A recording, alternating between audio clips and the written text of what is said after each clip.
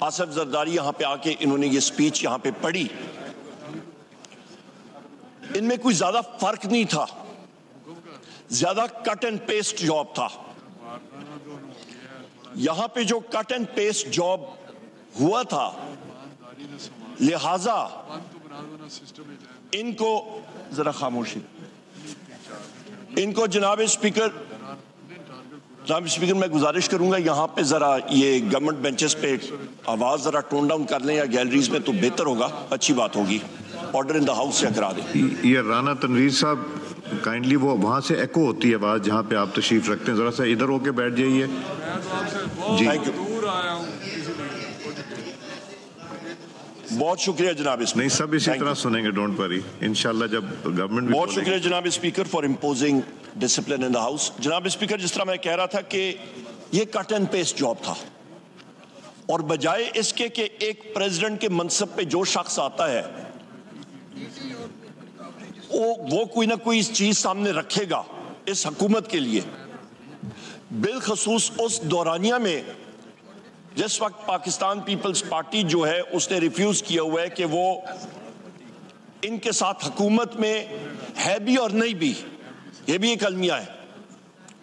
سو لہٰذا بجائے کوئی مثبت پروگرام دینے کے، اس سپیچ میں تو کوئی اس طرح کی خاص چیز نہیں تھی جس کے اوپر ہم لوگ جواب دے سکیں۔ جہاں تک انہوں نے کہا کہ ڈیموکریٹک انسٹیٹیوشنز کے بارے میں، سو یہی وہ المیہ ہے جناب اسپیکر جہاں سے میں آغاز کروں گا کہ پاکستان میں اس وقت جس چیز کا فقدان ہے وہ ہے صحیح جمہوریت۔ یہاں پہ جناب اسپیکر میں یہ ضرور کہوں گا کہ director general inter services public relations نے جو پریس کانفرنس کی، اس کو میں یہاں سے، میں نے پریس میں بھی بات کی، سیمینار میں بھی بات کی، اس کو ہم ان ٹوٹو ریجیکٹ کرتے ہیں۔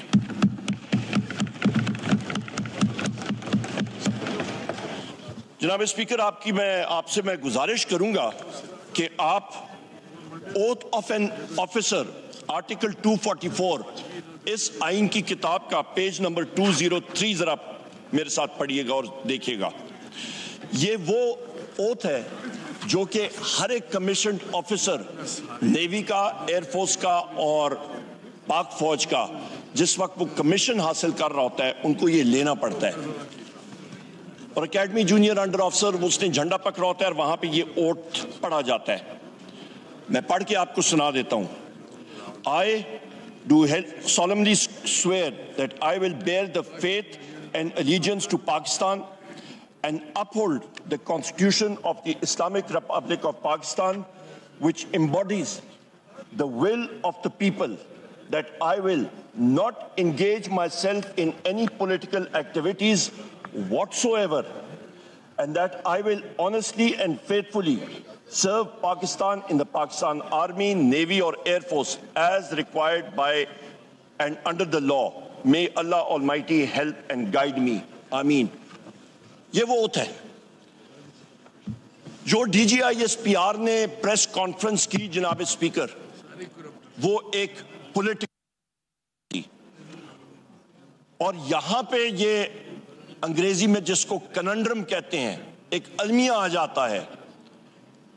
یہ ایک چیز پروو کرتا ہے کہ ان کے بیانیے میں ہی بائی پولر ڈس آرڈر ہے، ان کا بیانیہ خود ہی کنفیوژن کا، اور وہ انٹرفیئر ہے پولیٹیکل ریلم میں جو صرف اور صرف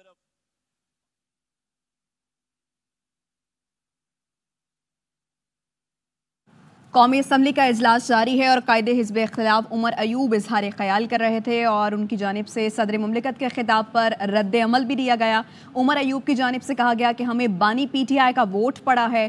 عمر ایوب نے کہا کہ بچے بچے کو معلوم ہے، ہم اپنے ووٹ کو منطقی انجام تک پہنچائیں گے۔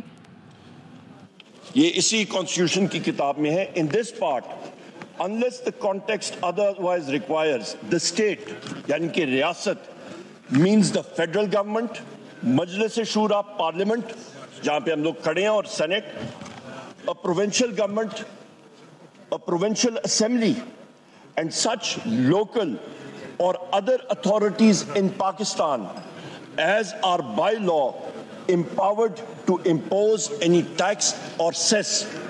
यानी कि जनाब स्पीकर, जो आइन इस पे जो रियासत की डेफिनेशन है वो इदारा है कौमी असेंबली, मरकजी हुकूमत, सूबाई हुकूमत, सूबाई असेंबलीज, टीएमए आपकी, तहसील म्यूनिसिपल एडमिनिस्ट्रेशन आपकी, या टाउन कमेटी जो आप पे टैक्स इंपोज कर सकती है वो रियासत है। पर जो वो रियासत नहीं है, वो रियासत के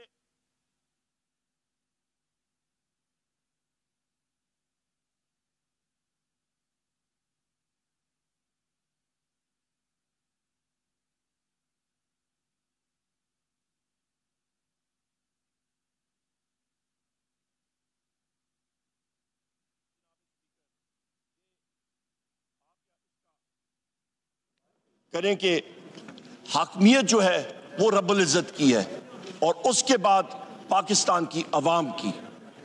लिहाजा जनाब स्पीकर, जो सिक्योरिटी इदारे हैं वो पॉलिटिक्स में इंडल्ज नहीं कर सकते एज पर दिस कॉन्स्टिट्यूशन, और उनकी ये प्रेस कॉन्फ्रेंस होनी ही नहीं चाहिए थी। इसके साथ साथ जनाब स्पीकर, आपकी अटेंशन मैं पेज 7 पे फिर मबजूल कराना चाहता हूं कि वहीं पे आ जाएं कि आप पढ़ लें कि आर्टिकल 5 क्या कहता है। आर्टिकल 5 इसी आइन का कहता है, loyalty to the state is the basic duty of every citizen.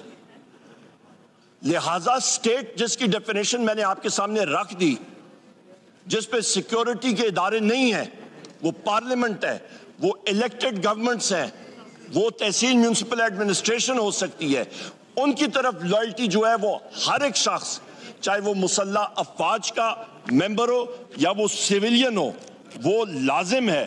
और मुसल्ला अफवाज में तो ये बाकायदा ओथ ली जाती है। सो लिहाजा जनाब स्पीकर, इस पे कोई इस चीज को, इस रेड लाइन को या क्रॉस करे तो next article, the famous article 6 उस पे नाफिज होता है जनाब स्पीकर, जो हाई ट्रीजन का होता है।